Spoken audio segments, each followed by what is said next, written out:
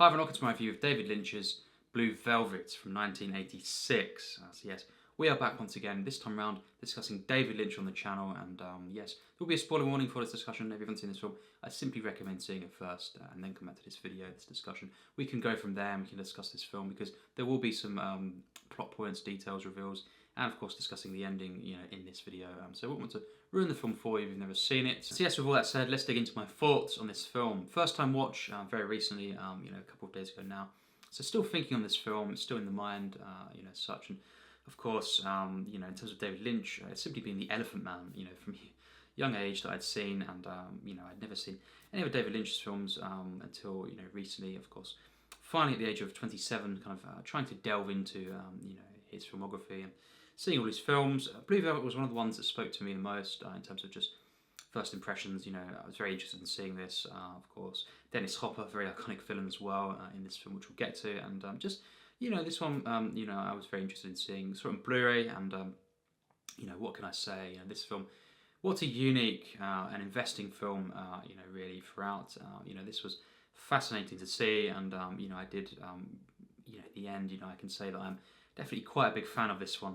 I really am, and wow, really strange, unique film, but one that is also natural, and I did get invested in the characters, which I was kind of, fearing perhaps, this perhaps would be really surreal, which I'd heard about, but no, the characters are very, very grounded at times, and I just found it to be a really nice combination between this surrealist, kind of imagery and even sound design and just things that are going on with the grounded, relatable, charming at times characters.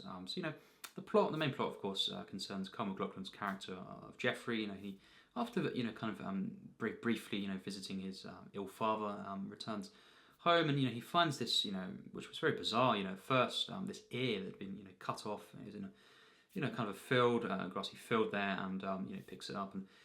From that, he takes it into the police, and Dern in this film, she basically helps very soon into the film, helps Jeffrey try to, investigate this and uncover the case. Through this team up of Sandy and Jeffrey, we have them both coming across this suspect, this singer, of course, of Dourif Valens, played by Isabella Rossellini. So, of course, it leads them to that, her apartment, and eventually we have Jeffrey kind of hiding, infiltrating and hiding in.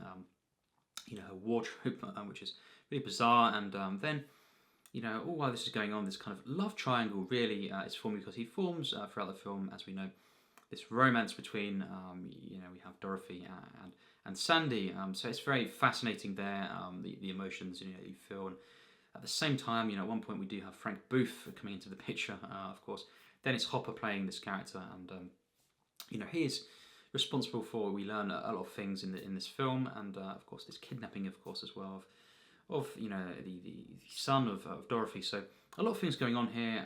Frank Booth is this psychopathic kind of drug lord, gangster, and just one of the most memorable and just bizarre villains that I've seen in a long time. And I think Dennis Hopper in this film, wow, just so iconic, so memorable, hilarious. He is disturbing, of course, very,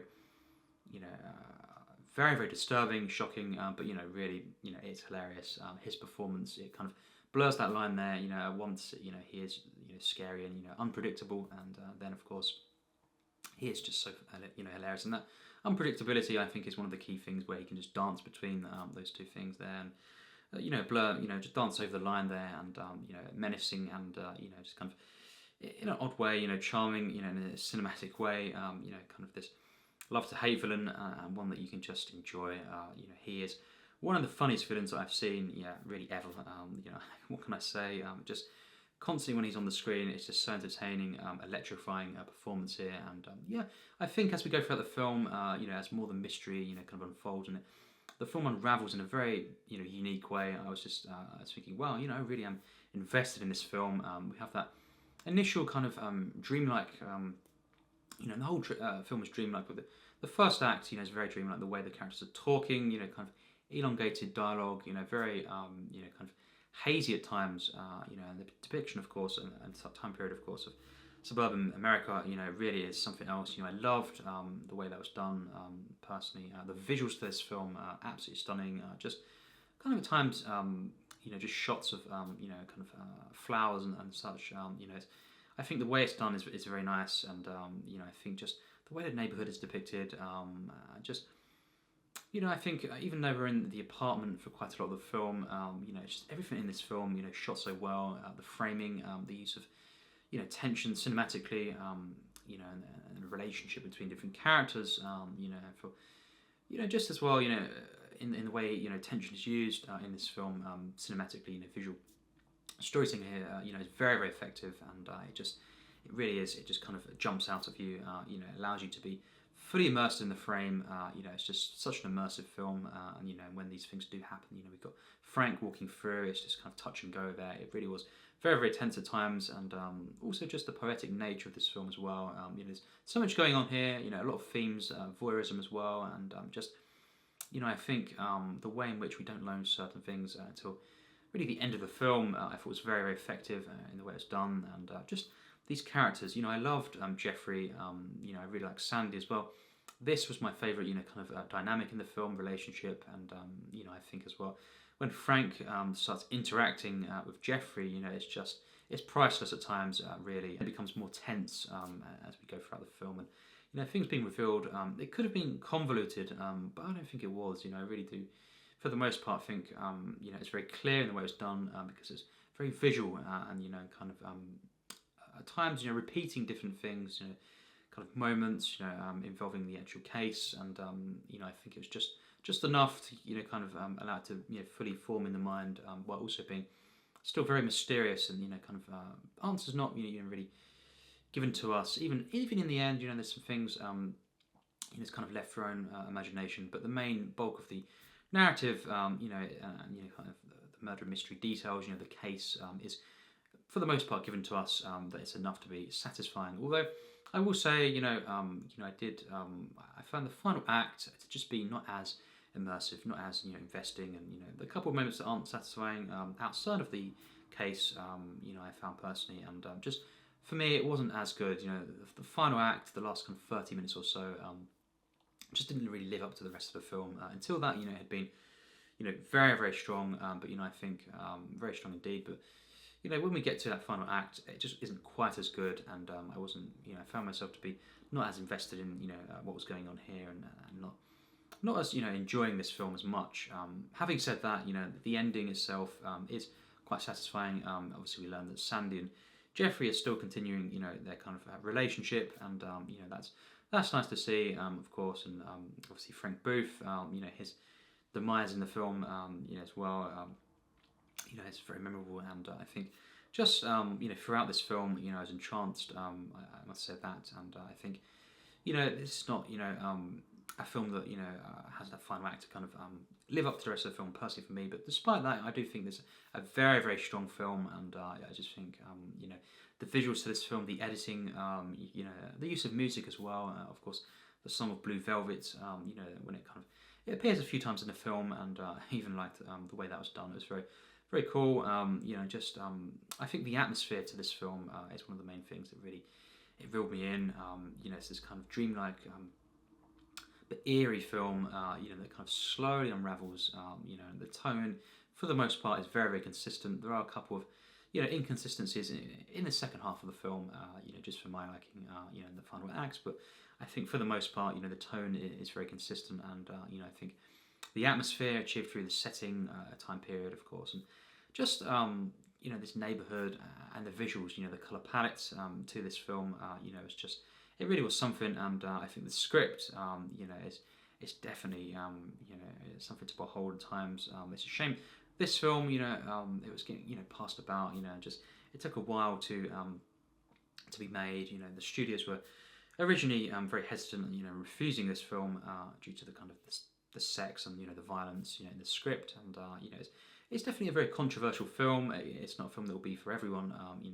I was very interested in seeing this, and just seeing what I think, and seeing it on Blu-ray, of course. And I was definitely very very impressed by this film. Moving at times as well, and just overall a very, very enjoyable film. One that I was definitely, for the most part, truly invested in this one, and the characters, the atmosphere, as I've said, just these kind of these moments with Frank Booth, explosive moments that are very shocking and disturbing, get under the skin. But at the same time, the use of comedy in this film, particularly mainly with Frank Booth, really is something else, and it's just hilarious. I think Dennis Hopper is just so entertaining in this film; it's unbelievable, and at times you could say he kind of overshadows the other characters, but it's fine. It's not to the point where it's a detriment really to the film. He is just so standout. It kind of becomes its own sort of thing. At times with him. But as I say, by the end of the film, I was definitely in a few places satisfied, and that final act never lived up to the rest of the film. But I can say that in the end, things came together in the sense that I was somewhat kind of satisfied with this, and I do praise the script throughout. I think it's just so great. So yes, my final rating for this film is an 86%. So yes, a very high score from me. I was really big on this film. First time watch, and just a very nice surprise. Just the oddly comforting feeling of this film, and also the shocking nature, and just a kind of a layered plot here. That there's a lot of moving pieces, and for the most part, it was very clear in the way it was done, and I loved just the visual storytelling in this film. Really something else. The editing to achieve that kind of surreal nature even more. The heightened feeling of certain aspects of the film, and also the natural feeling. The way the characters are, mostly grounded. Just relatable. The comedy that's used in the film as well, particularly with Frank Booth. It makes it more kind of real in that sense, and he is just as I've said, one of the greatest I've seen in a long time villains in a film, and just hilarious from when he gets into the film until his demise, just absolutely hilarious. And of course the way in which a lot of relationships are kind of played out in the film, and we've got that triangle, we've got Frank Booth of course coming in a bit later into the film, and this mystery as well, very very interesting mystery film. Also the kind of ambiguous nature of the time period, although there are definitely hints and things that you could say are obvious. I like how it's kind of more like a dream, and certain things never fully explained. You could actually interpret the film in a few different ways in that sense, and even the time period of this film. So yes, a fascinating watch, and one that I do consider to be a very very strong film. This is just. It's a film that I really enjoyed watching. I loved aspects of this comforting film. I loved the kind of romance in the film between Laura Dern and MacLachlan, and of course the very interesting way in which it's kind of done in a triangle way as well. And all this kind of stuff going on with the mystery. It's a thriller. It's a romance. It's this kind of very fascinating suburban America kind of feel as well that it has, and I just loved the aspects of the film, the atmosphere, and just the layers, the tone of this film, and of course, just very very entertaining from start to finish. Really, this film. The final acts, I've said, I have my issues with, and it's not anywhere near as investing for me overall, if compared to the rest of the film.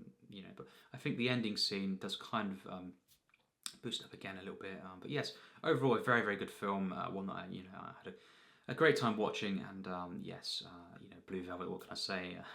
Highly memorable film, and this is not the film that I expected when going in, so a pleasant surprise. And so yes, that's my thoughts on Blue Velvet, of course, and it'd be great to hear your thoughts in the comments. What do you think of this? How would you compare this to different David Lynch films? And what do you think on this? What are your experiences personally when watching this film? And being a first time watch for me, it's highly memorable, of course, and a fascinating watch, and one that I do really have a lot to praise about this film. It's just a great experience watching this one. So yes, it'd be really great to hear your thoughts and to share our experiences, and just as always, sharing your passions for cinema in the comments. So yes, more David Lynch to watch, of course, for me over the coming months, I guess, and we'll eventually be watching all of his films. And I would love to do ranking as well at some point.